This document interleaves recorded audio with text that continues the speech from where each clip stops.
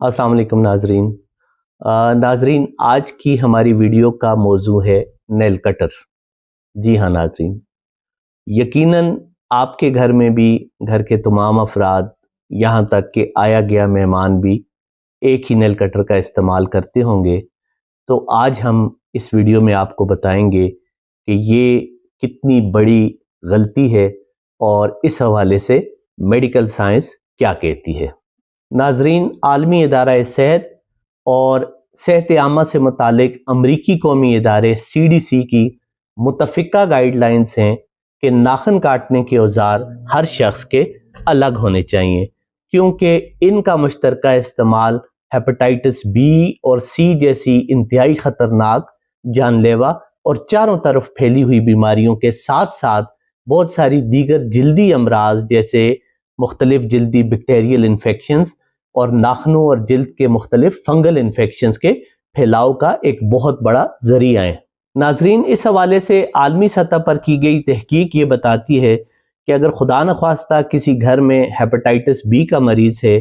तो नाखून काटते वक्त अगर उस मरीज का मामूली सा खून भी नेल कटर के ऊपर लग गया तो अगले 7 माह तक इस नेल कटर को इस्तेमाल करने वाले हर शख्स को यह खतरा है कि उसको हेपेटाइटिस B हो जाए। इसी तरह हेपेटाइटिस C की सूरत में भी कम से कम 3 हफ्ते तक मरीज के इस्तेमाल शुदा नेल कटर से नाखून काटने की सूरत में हेपेटाइटिस C होने का पूरा इम्कान मौजूद रहता है। इसी तरह माहिरीन के मुताबिक अगर घर में किसी शख्स को नाखूनों का कोई फंगल इन्फेक्शन चल रहा है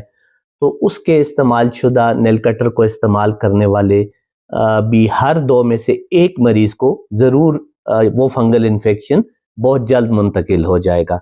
नाजरीन, याद रखें कि माहिरीन के मुताबिक नेल कटर के ज़रिए इन बीमारियों की मुंतकिली का सबसे ज़्यादा इम्कान बच्चों में और शुगर के मरीज़ों में होता है। नाजरीन, ये तमाम हकाइक इस बात का तकाजा करते हैं कि नाखून काटने के लिए घर के हर शख्स को अपना ज़ाती नेल कटर इस्तेमाल करना चाहिए, लेकिन अगर किसी मजबूरी के तहत ऐसा मुमकिन ना हो तो कम से कम वो अफराद जिनको हेपेटाइटिस B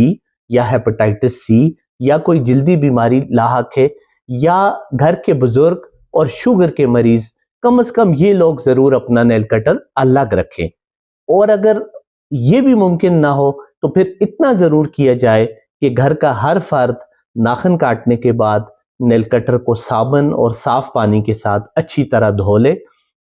और उसके बाद उसको किसी जरासीम कुश महलूल जैसे अल्कोहल वगैरह से अच्छी तरह साफ करके किसी साफ कपड़े से खुश्क कर लें। नाजरीन, सिर्फ इतना कर लेने से भी आप इन बीमारियों के फैलाव के इम्कानात को बड़ी हद तक कम कर सकते हैं। शुक्रिया।